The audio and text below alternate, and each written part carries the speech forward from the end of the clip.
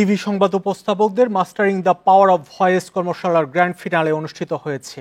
উপস্থাপকদের সংগঠন এনবি এর উদ্যোগে শনিবার সন্ধ্যায় রাজধানীর মহিলা সমিতি অডিটোরিয়ামে এই আয়োজন করা হয়।